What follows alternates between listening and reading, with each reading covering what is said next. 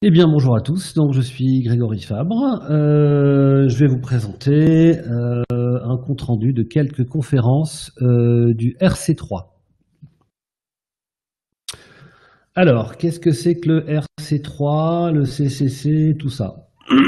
D'abord, je tiens à dire que je suis content parce que c'est la quatrième année que j'ai l'honneur et l'avantage de vous faire une présentation de cette conférence.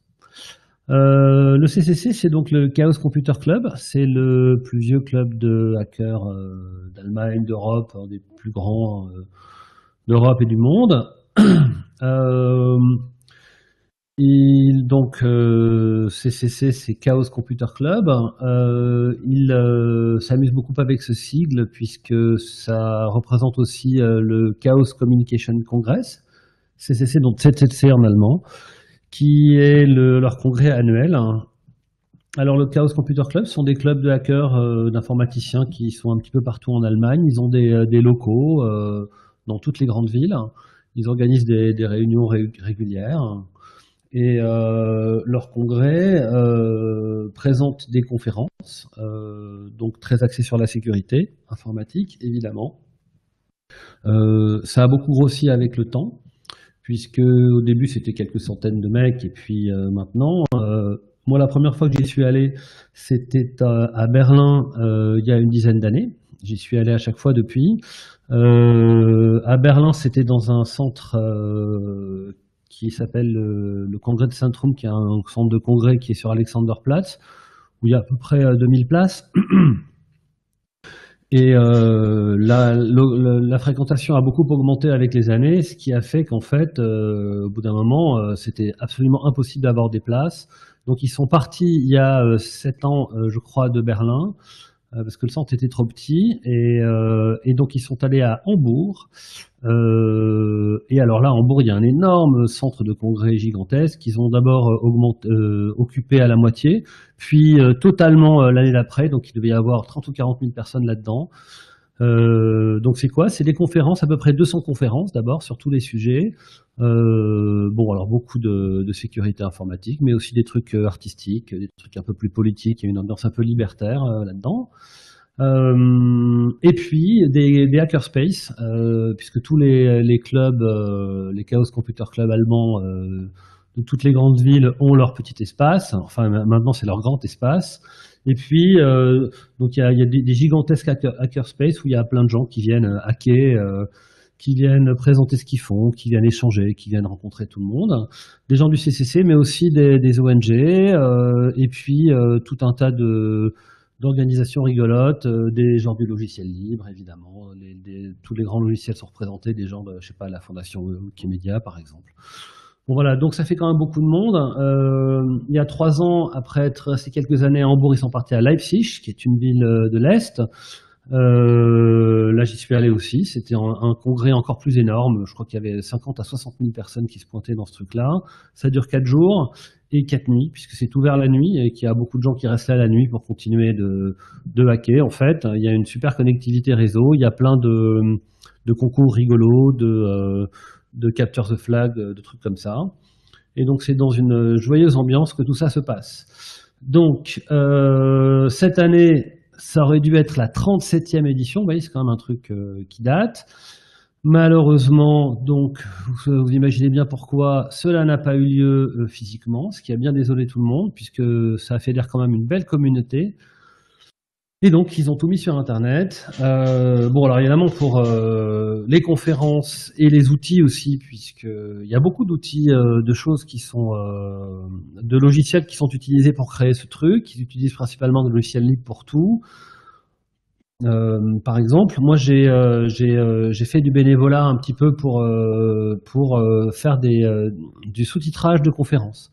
Et alors ça, c'est fait avec des logiciels, tout en ligne, où les gens partagent des manières de travailler, fait avec leur propre logiciel, leur propre manière de faire. Alors je parle de bénévolat parce que pour 50 000 personnes, il y a à peu près 1000 bénévoles, un truc comme ça, ou peut-être même un peu plus.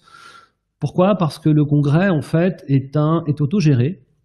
et n'a pas de sponsor. Donc ça veut dire que ce qu'on paye en fait, quand on paye, parce que cette année c'était pas obligé de payer, on pouvait donner un petit peu, mais quand on paye pour aller au congrès, c'est principalement pour payer les locaux, la location des locaux, pour payer le chauffage, les gens qui nettoient les toilettes, parce que c'est les seules personnes qui sont pas bénévoles. Et tout le reste est assuré par des bénévoles. Donc il y a des gens à l'entrée, il y a des gens dans les bars, parce qu'évidemment il y a des fêtes la nuit, des gens qui font qui assurent la circulation, des gens qui prennent le son, qui gèrent les vidéos, etc., qui présentent sur les scènes, etc. Et tous ces gens-là sont des bénévoles. 100% des gens qui y travaillent sont des bénévoles. Donc ça fait une assez belle organisation. Franchement, c'est assez incroyable à voir, hein, tout ça en autogéré. Ils ont des logiciels spécialisés pour gérer les bénévoles, pour gérer ce qu'ils appellent les shifts, pour que, voilà, que tout le travail qu'il y a à faire soit fait. Et c'est un truc assez incroyable à voir quand on y va, quand ça existe en physique. Alors cette année, il n'y avait que la logistique vidéo, etc., qui était assurée. Ils ont quand même fait un truc marrant, c'est qu'ils ont organisé des scènes physiques dans, si j'ai bien compris, tous les grands clubs de toutes les villes allemandes. Donc il y avait des scènes avec des gens pour prendre la vidéo, pour prendre le son, etc., où les speakers, les présentateurs pouvaient venir faire leur présentation en vrai, si on peut dire, avec une bonne qualité d'image, de son, etc. Donc je crois qu'il y a pas mal de présentateurs qui ont fait ça, ou bien les présentateurs des conférences pouvaient être chez eux, comme moi en ce moment, enfin, ou au bureau, et utiliser leur webcam. Voilà. Ou alors, troisième possibilité, ils pouvaient aussi enregistrer la présentation à l'avance, ce qui fait que pour une fois, on a eu quelques présentations qui étaient un peu léchées, avec quelques effets et un petit peu de montage. Voilà. Donc ça c'était pour les présentations et les outils, mais pour le fait de se voir et d'être ensemble, puisqu'il n'y avait pas de lieu physique, ils ont fait un truc assez incroyable. Donc ils ont créé un univers virtuel, puisque évidemment c'est des gamers, belle bande de geeks, hein, tout cela. Enfin je critique pas, hein, c'est parti. Et donc ils ont fait une espèce de role-playing game, de RPG massif en 2D. Auquel on pouvait se connecter dès qu'on avait un billet pour le congrès. Alors ça se passait comme ça, on saisissait son login, on choisissait un login, puis après on se baladait dans un monde 2D gigantesque. Donc je vous ai mis une petite illustration sur le slide là. Et c'était extrêmement facile à utiliser et extrêmement bien fait. Donc en gros, on se promenait. Dès qu'on rencontrait quelqu'un, qu'on se rapprochait de quelqu'un, on avait la possibilité de lui parler puisqu'on le voyait par sa webcam et il nous voyait aussi et on s'entendait. Donc on pouvait se parler deux à deux. Donc interface simplissime et hyper facile à utiliser, hyper agréable. Puis après, donc le monde était assez grand, il y avait pas mal de lieux rigolos, par exemple le lounge où il y avait de la musique, hein, dès qu'on entrait dedans on entendait de la musique, on ne pouvait pas vraiment danser, mais enfin on pouvait venir se retrouver là. Et puis toutes les assos, les clubs locaux, etc. ont créé des cartes en fait de 2D à eux, donc ils ont personnalisé pour faire un truc un peu rigolo. Et donc les cartes étaient connectées ensemble, hein, donc on se baladait dans un monde assez gigantesque où il y avait en gros les lieux qu'on avait l'habitude de voir dans les autres congrès. Donc c'était quand même assez réussi, je tiens à dire. Ils se sont basés sur un logiciel libre dont je n'ai plus le nom qui fait ça, qui s'appelle Work Adventure, voilà. Et franchement, je ne sais pas si vous avez des trucs à organiser dans ce style-là, mais je pense que ça vaut le coup d'aller voir parce que c'était vraiment efficace, sans débauche d'effets techniques inutiles, hein, et très agréable à utiliser. Il y avait un dernier truc qu'on pouvait faire, c'était qu'il y avait des endroits où, un petit peu comme des feux de camp, alors il y avait des feux de camp, ça c'était mais d'autres illustrations de ce style-là, où en fait on se réunissait à plusieurs, et donc quand on entrait dans cet endroit-là, là, instantanément, on voyait toutes les vidéos des personnes présentes, et tout le monde entendait tout le monde. Donc ça permettait de tenir des petites réunions assez facilement. Voilà, ça c'était pour l'ambiance générale du truc. Franchement, bon, évidemment c'était moins bien que ce n'est d'habitude. Ça c'est sûr, mais quand même, je tiens à dire que c'était assez chouette et que moi j'ai réussi à voir pas mal de gens, évidemment moins que d'habitude et à moins rencontrer, mais enfin c'était pour quelque chose de virtuel assez réussi. Bon, alors je vais vous présenter 3 conférences du congrès cette année. Comme d'habitude, le choix est difficile à faire. Bon, il y a beaucoup de choses qui n'intéresseraient pas les gens ici, mais sur les conférences plus techniques, il y en a aussi pas mal qui sont un peu plus de l'initiation, parce qu'il y a beaucoup de jeunes là-dedans, donc c'est pour leur donner une petite culture. Voilà, j'ai quand même réussi à trouver trois confs qui, je pense, vont vous intéresser. Je vais commencer tout de suite par la première. Alors, ça s'appelle Attacking CPUs with Power Side Channels. On commence par des petits trucs humoristiques, où il y a des petits dialogues qui rendent compte de la manière dont ils ont eu l'idée de faire ce truc-là. Donc ici, les microprocesseurs publiaient leur niveau de consommation d'énergie. Ici, on pouvait accéder à cette information depuis l'espace utilisateur, donc le user space. Voici un graphique de cette mesure alors que la charge de la machine augmente. Donc vous voyez, en gros, ça c'est les registres qui annoncent la consommation du processeur. Et pendant que la charge de la machine augmente, on voit que évidemment la consommation augmente. Donc ensuite, ils donnent un petit peu les contenus de leurs échanges, une espèce de petits chats qu'ils ont eu donc il y a quelques années. Alors comment est-ce qu'on pourrait faire Bon, alors le truc, c'est qu'il faudrait un accès physique pour accéder à ces registres. Ah, mais ce serait bien si on pouvait aussi accéder par le logiciel. Et idéalement, si on pouvait avoir un accès non privilégié. Ok, c'est parti. Donc, les machines modernes ont besoin de gérer leur consommation. Il y a des indicateurs Intel, RAPL, qui sont Running Average Power Limit, qui permettent cela. Sur Linux, c'est j'explique, hein, c'est pour avoir la consommation du processeur en fait. Sur Linux, c'est dans un fichier virtuel sans droit d'accès. Sur macOS et Windows, il faut installer un petit driver. Donc là, c'est vraiment le tout début. C'est une tentative de mesure de la consommation d'énergie en fonction de l'instruction en langage machine. Donc en gros, pour les instructions les plus fréquentes, ils ont réussi, en les répétant, ils ont fait des calculs et tracé des profils d'énergie consommée. Donc on voit bien que en fonction donc par exemple pour un move ou un scale ou un rand en langage machine, on voit que en fonction de l'instruction, on arrive à obtenir une courbe d'énergie consommée qui est différente. Donc on voit bien qu'on arrive à distinguer les choses.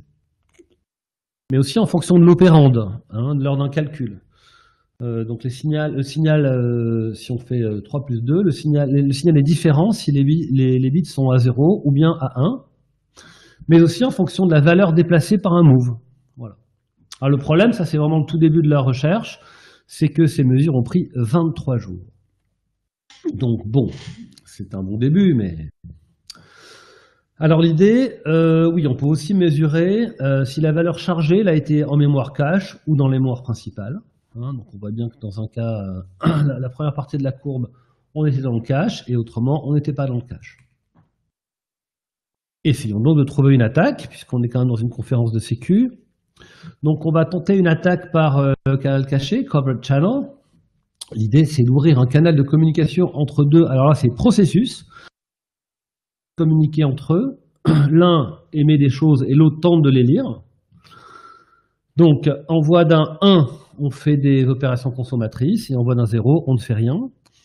Et ensuite, on mesure l'énergie et on en déduit la valeur transmise. Et ça marche, puisque juste en lisant les registres de consommation dans le processus qui n'est pas censé parler avec le premier processus, eh ben, on voit qu'on a un signal très clair. Donc là, c'était 1, 1, 0, 1, 1, 0, 0, 0, 1, 1 qui était transmis. On voit qu'on a un signal très clair. Alors, pourquoi pas entre deux machines virtuelles? Donc, le superviseur Xen donne accès au registre RAPL. Donc là, c'est une transmission de 0, 1, 0, 1, 0, 1, 0, 1. On voit bien que le signal est très clair aussi. Ensuite, ils sont amusés à essayer d'attaquer le KSLR. Donc ça, c'est une technique qui permet de reloger le noyau en mémoire à des adresses différentes, histoire qu'il ne soit pas toujours au même endroit en fait. Hein. Il peut être logé que dans un nombre limité d'endroits. Donc il essaie de trouver le noyau. Et alors ce qui se passe, c'est que si on ne le trouve pas, en faisant un appel système en fait, si on ne le trouve pas, on consomme plus d'énergie, car le processeur doit se rendre compte qu'il n'y a rien là. Si le noyau est là, pouf, c'est dans le cache, et donc il utilise moins d'énergie. Et ça marche. Donc ils ont trouvé, vous voyez, on voit bien sur ce graphique-là qu'en mesurant la consommation d'énergie et en fait en balayant la RAM, ils ont trouvé l'adresse du noyau, qui était censé être caché. Donc ça c'est quand même assez prometteur. Bon ben amusons-nous, hein. On va pourquoi pas attaquer de la crypto, et puis tant qu'on y est, pourquoi pas attaquer RSA. Pardon. Donc voilà la formule standard pour chiffrer, avec le message, et petit d c'est la clé privée. Donc le truc c'est que si le bit est à 1 dans la clé privée, ici donc, il faut faire un carré et multiplier. Et si le bit est à 0, on ne fait qu'un carré. Et donc ça, ce sont deux opérations qui ont une signature différente en termes de consommation d'énergie. Alors, pour faire ça, ils vont utiliser, pour faire cette mesure, ils vont utiliser SGX, c'est un jeu d'instruction étendu d'Intel, qui fournit des contrôles d'intégrité et de confidentialité dans des environnements non sûrs. Et ils ont utilisé un logiciel qui s'appelle SGX Step pour configurer les interruptions à pic afin d'interrompre l'exécution de l'enclave pour lui faire du pas à pas, comme avec un debugger, mais pour enclave. Donc c'est un peu un debugger pour SGX en fait. Et en fait, c'est un peu comme ça, c'est fait pour construire un debugger pour SGX. Mais du niveau au-dessus. Alors combiné avec RAPL, et donc ils vont pouvoir mesurer la consommation d'une seule instruction, puisqu'en fait, ils peuvent arrêter et redémarrer le processus et le faire exécuter autant de fois qu'ils le veulent. Donc l'idée, c'est de faire une enclave qui imite le carré multiplié de RSA, de l'exécuter pas à pas et de mesurer l'énergie consommée. Donc, il a identifié des motifs répétitifs en fonction de l'instruction exécutée. Alors, sur la slide d'avant, hein, ce type-là débarque dans la présentation. C'est un étudiant qui a fait sa thèse, en fait, là-dessus. Et là, c'est le résultat de sa thèse. Il a identifié des motifs répétitifs en fonction de l'instruction exécutée. Sur un motif de 6 instructions, qui correspondent à ce qui est exécuté pendant un carré multiplié. Et donc, ça marche. C'était juste une preuve, et donc en gros là-dessus, là, il a réussi à extraire une clé. Mais enfin, c'était une preuve de concept. Ils vont essayer avec de la vraie crypto. Donc, ils ont essayé avec RSA. Ils se basent sur une implémentation de TLS 2.13.0. Donc, c'est un peu plus compliqué hein, que le carré multiplié, mais le principe est le même. Ils ont identifié 2 instructions qui consomment dans le calcul standard dans TLS, 2 instructions qui consomment différemment, ici, vmove et vbroadcast qui consomment beaucoup, et jump et nbr64 qui consomment en fonction de la valeur de la clé privée, évidemment. Hein. Donc, ils multiplient l'exécution de ces instructions, puis ils mesurent, et ça marche. En fait, ils obtiennent un signal très clair, et ça va vite, puisque le temps de recherche est linéaire par rapport à la taille de la clé. Et vous savez évidemment que quand on cherche à casser une clé, c'est ce qu'on essaie d'atteindre. Et en quelques heures, ils réussissent à trouver la clé. Alors ce processus a pris du temps, de 2017 à 2019. Donc évidemment, ils ont fait sont des chercheurs, ils ont fait un responsible disclosure aux vendeurs de processeurs qui ont demandé un embargo pendant presque une année. La fin de l'embargo, c'était en novembre 2020. Hein, donc c'est pour ça qu'ils ont fait cette conférence. Mais l'idée, c'était de pouvoir attaquer pas uniquement avec SGXStep, mais aussi depuis l'espace utilisateur, hein, puisque autrement, on avait des droits de supervision, sans droit privilégié. Mais c'était difficile de mesurer des petites parties du code sans l'aide de SGXStep. Alors l'idée, c'est qu'ils ont essayé de construire un modèle de consommation d'énergie pour le comprendre. Ils ont déterminé qu'il y avait un poids de martelage, c'est-à-dire que plus de bits sont écrits, plus d'énergie est consommée, Hamming weight, et une distance de frappe, combien le bit change, plus de bits changent, plus il y a d'énergie consommée. Et alors ils ont changé de cible, plutôt AES-NI, qui est une extension du jeu d'instruction de x86 pour Intel. L'idée, c'est de pouvoir déclencher le chiffrement ou le déchiffrement de beaucoup de blocs sur une longue durée. Donc ça marche bien pour chiffrement de disque, TLS, changement d'état de l'enclave. Alors la clé est souvent scindée en plusieurs parties. Là, c'est plus une preuve de concept, on est vraiment dans l'algorithme et on est depuis l'espace utilisateur. Donc il faut la reconstruire. Donc en fait, ce qu'ils font, c'est qu'ils essaient une valeur, et si la consommation est identique, alors la valeur est la bonne. Et puis ils répètent ça pour chaque partie de la clé. Donc il fait une petite démo et il voit que le signal se stabilise avec le temps, et en quelques minutes, vous voyez là, ils réussissent à retrouver une clé. Voilà, donc là c'était quand même un joli succès, hein, parce qu'ils arrivent à choper une clé privée depuis l'espace utilisateur, sans accès physique à la machine. Bravo les gars. Alors, ils disent qu'AMD est affecté aussi, mais qu'ils n'ont pas répondu. Ils les ont informés évidemment. D'autres fabricants ont des interfaces similaires, qui devraient également être vulnérables. Le problème a l'air d'affecter toute l'industrie. Donc la presse spécialisée a déjà un peu parlé de ça en fin d'année, allemande et internationale. Ensuite, il parle de contre-mesures. Donc l'idée, c'est de supprimer l'accès sans privilège au registre RAPL. Donc c'est un patch d'une ligne pour le noyau Linux. Mais le modèle de menace de SGX accepte un système d'exploitation compromis. Et donc patcher ne sert à rien. Et donc il faut des mises à jour de microcode. Et ça permet de plus faire la différence entre données et instructions. Voilà, donc ils ont expliqué comment s'en unir, et ça sera certainement fait par les fabricants de processeurs bientôt. J'en ai fini pour cette première conférence. Je vais passer à la deuxième maintenant. Alors, The Elephant in the Background.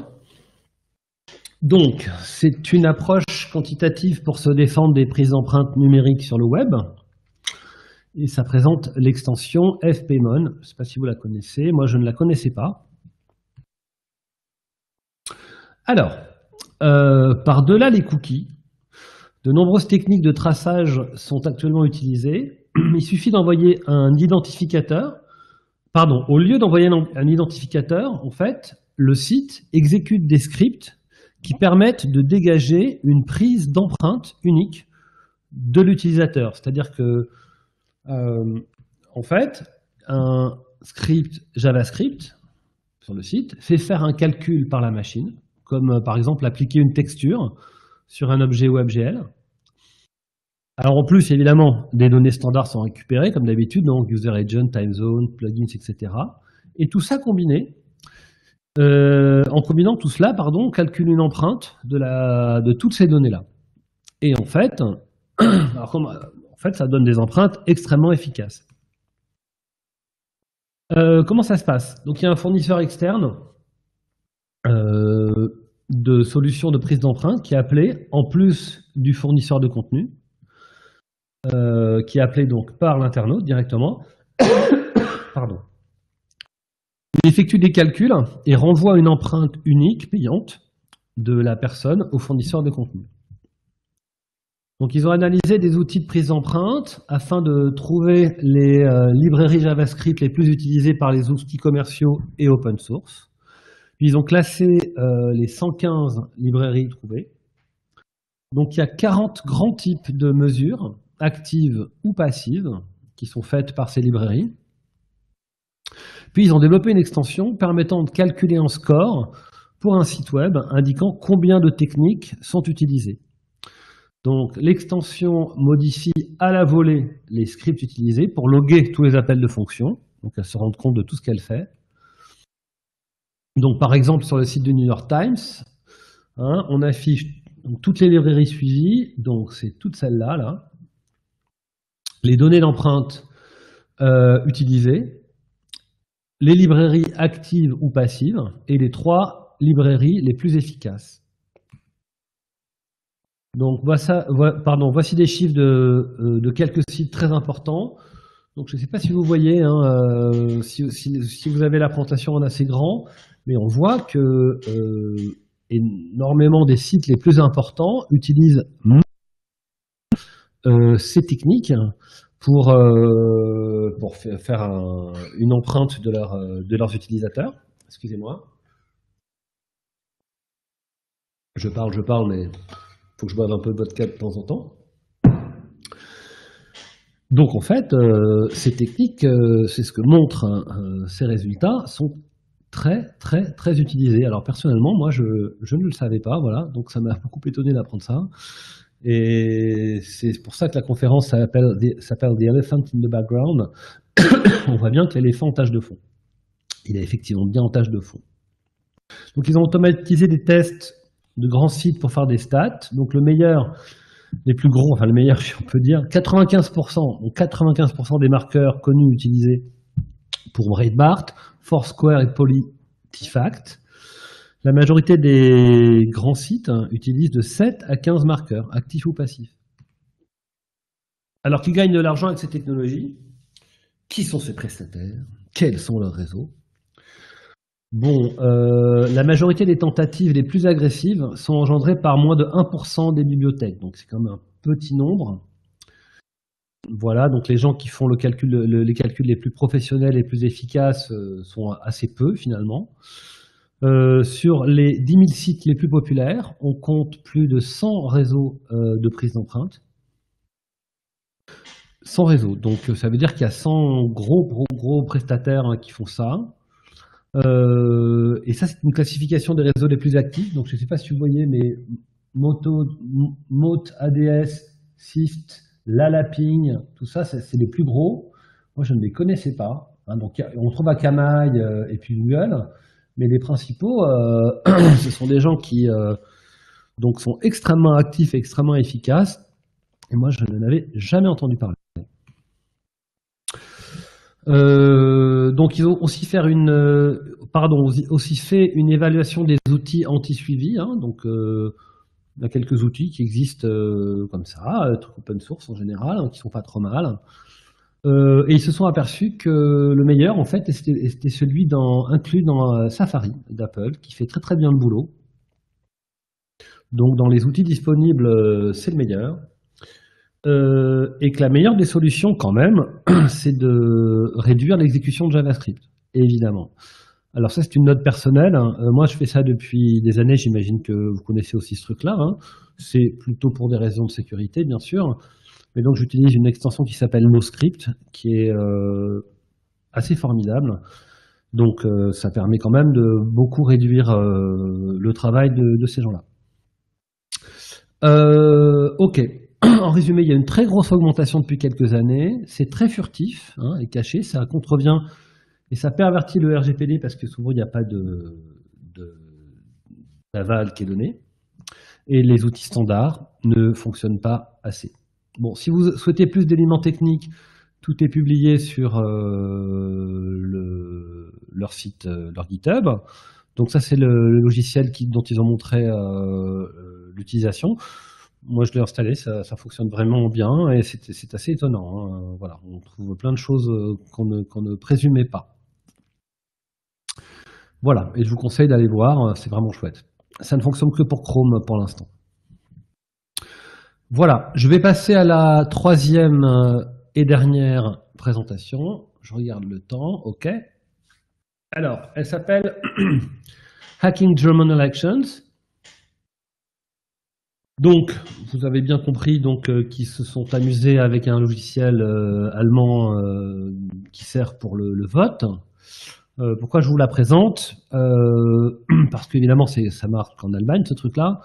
Mais j'ai trouvé que le sujet était quand même très très intéressant. Et puis surtout, techniquement, c'est assez bien fichu.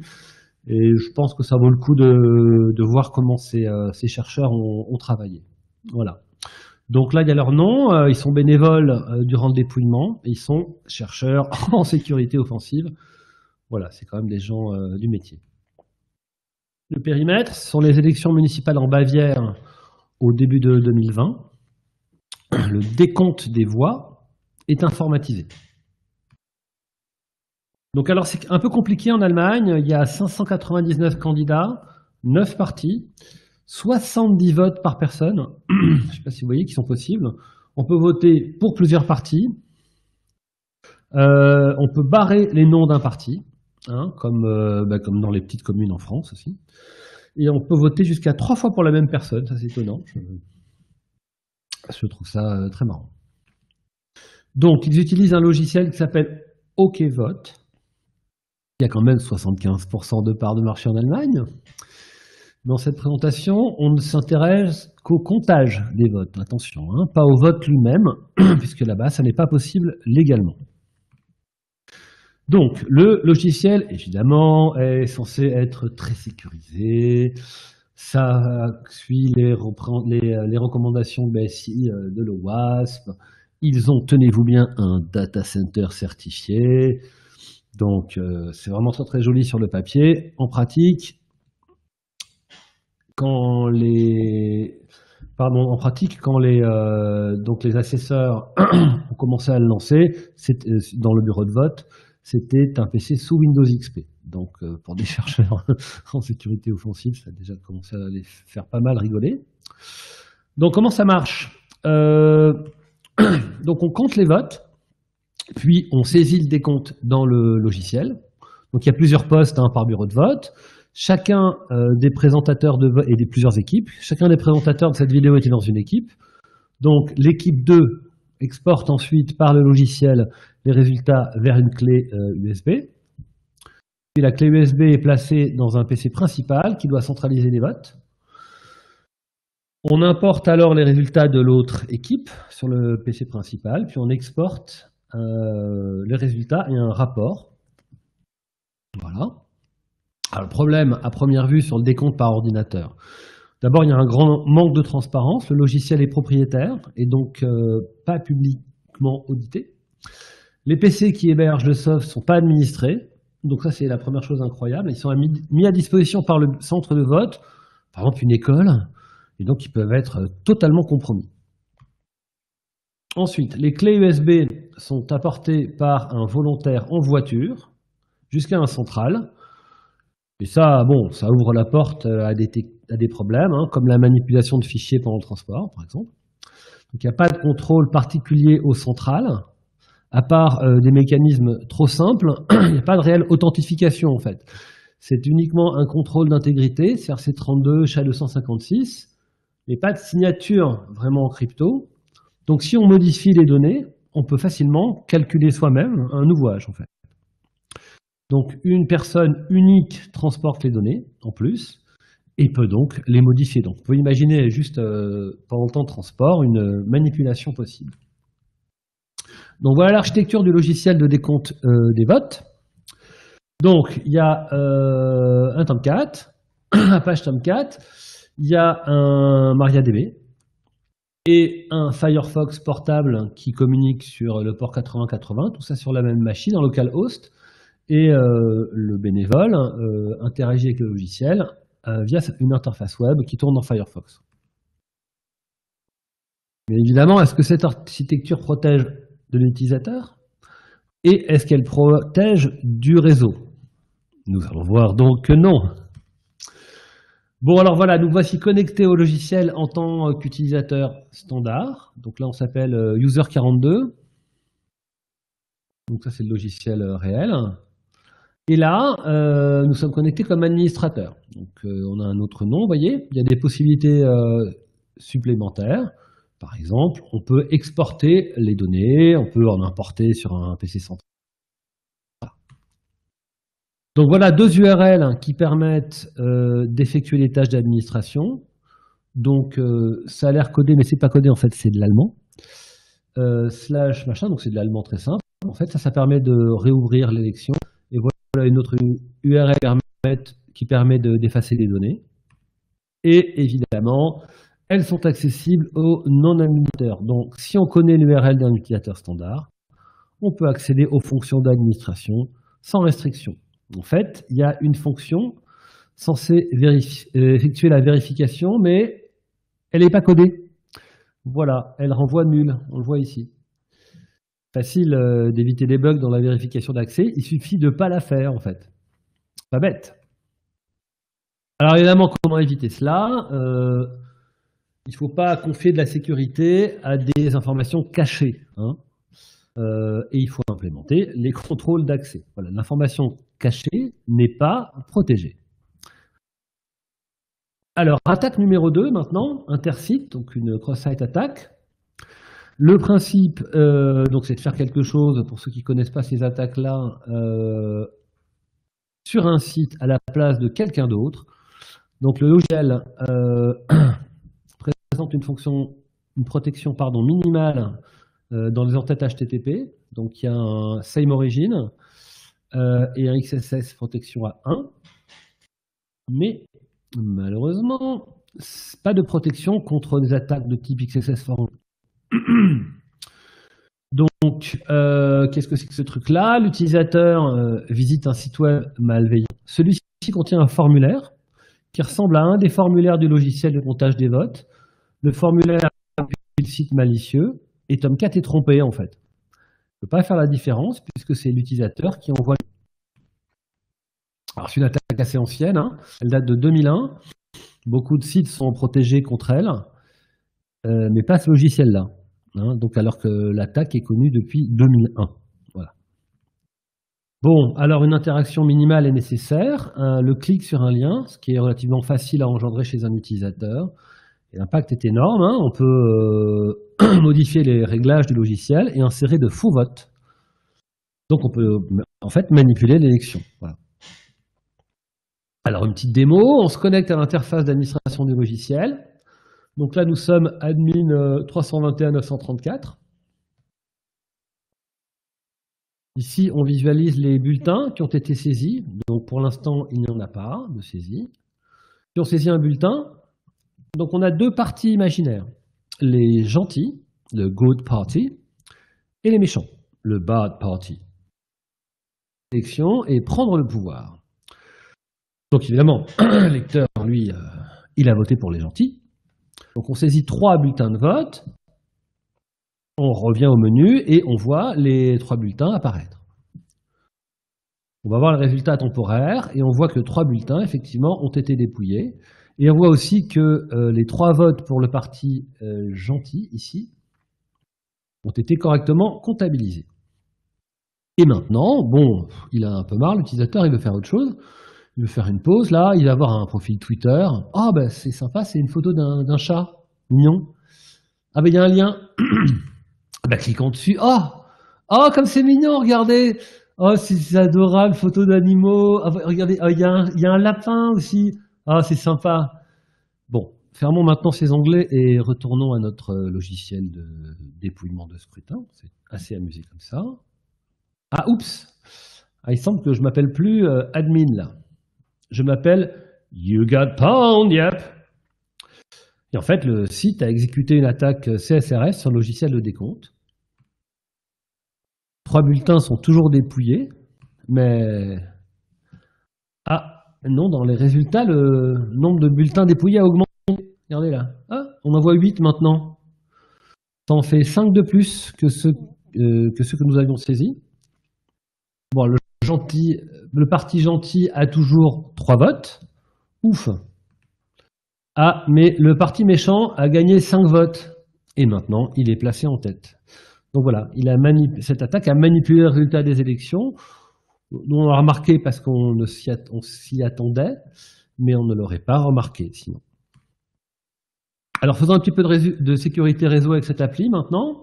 Donc un petit scan de l'appli LessRaver. En fait, tout est ouvert, hein, c'est du zéro voilà, sur tous les ports. Et notamment Tomcat et MariaDB. Du coup, on peut tenter une vue rigolote qui date de 2020, qui s'appelle GhostCat. Alors comment ça se passe? Donc Apache a un webroot, en directory racine, qui sert du statique, du Python, mais aussi un sous-répertoire où sont publiées des classes Java qui ne sont pas directement servies par Apache. Donc normalement, il ne les sert pas directement, oui c'est ça, mais qui sont combinées au statique et ensuite envoyées à l'utilisateur et à la base de données. Donc ces classes-là, normalement, ne sont pas servies. Donc voici l'attaque. Donc on donne la destination. Le fichier à lire, donc c'est évidemment une classe Java privée qui n'est pas censée sortir du logiciel. Et ensuite on donne la fonction read, parce que ce serait aussi possible de l'évaluer et d'y exécuter du code. C'est pas ce qu'ils ont fait là. On exécute l'attaque et boum, voilà, on reçoit le code binaire ici de la classe. Donc un code binaire de classe Java, ça se décompile très facilement. On l'ouvre dans Java Decompiler. Et qu'est-ce qu'on trouve dans source? La chaîne de connexion à la base de données. Et ce n'est pas un test, bien que ce soit une classe de test au départ, de test unitaire. En fait, là, c'est le mot de passe réel de production de l'accès root de la base de données. Oups. Donc avec cette attaque, on a accès à tout le code source de l'appli et on a retrouvé des mots de passe codés en dur. Alors comment éviter ce qui est arrivé? Ne pas exposer de port inutile, mettre à jour les composants de toute l'architecture pour ne pas être vulnérable à ce genre de truc, et ne pas utiliser de mot de passe de production pendant les tests unitaires, l'idée étant de réduire la surface d'attaque. Bon, maintenant qu'on a le mot de passe de route de la base, faisons un peu de sécurité de base de données. Donc ça, c'est la table des utilisateurs, pour ceux qui connaissent MySQL. Il y a aussi des accès dedans. Donc, ce qu'on voit, c'est qu'il faut avoir le mot de passe de route quand on se connecte depuis localhost. Mais, donc, s'il y a une machine sur le réseau qui s'appelle PCI 90309, alors elle peut accéder en tant que route à la base sans mot de passe. Et ça, c'est dans l'appli de production. C'est bizarre, non? On dirait vraiment, je ne sais pas ce que vous en pensez, mais on pourra en parler après, mais on dirait vraiment une porte dérobée, en fait. Bon, du coup, maintenant qu'on a une porte d'entrée sur le réseau, essayons d'aller plus loin. On pourrait essayer d'exécuter du code, par exemple sur la machine cible. Donc, on a le serveur cible, il est là. On nomme une autre machine de ce nom magique, PCI 90309, qu'on a trouvé tout seul. On se connecte directement comme route à la base. Et ensuite, on demande à MariaDB d'activer un plugin qui s'appelle HA Connect, je ne connaissais pas, qui permet de faire correspondre un fichier au contenu d'une table MariaDB. Donc, on crée une table qui s'appelle pawn. On demande au plugin de mapper un fichier au joli nom de pawn.dll sur cette table. Puis, on demande à MariaDB d'activer un nouveau plugin contenu dans cette DLL. Voilà. Et nous voici avec une DLL exécutée par le serveur dont on a donné le source. Donc, nous voici avec une exécution de code à distance sur le serveur par le réseau. Donc là, on est maître du serveur, donc on peut tout y faire. Une petite démo.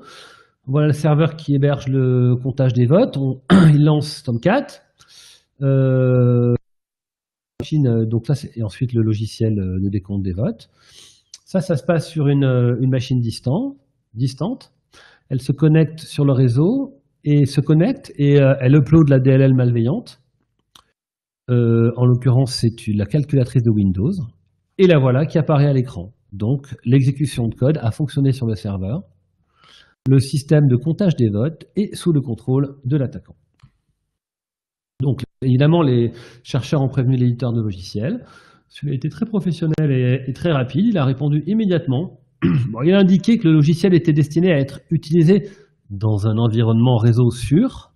Mais donc, on voit bien que ça n'est pas le cas puisque les machines sont mises à disposition par plein de centres de vote.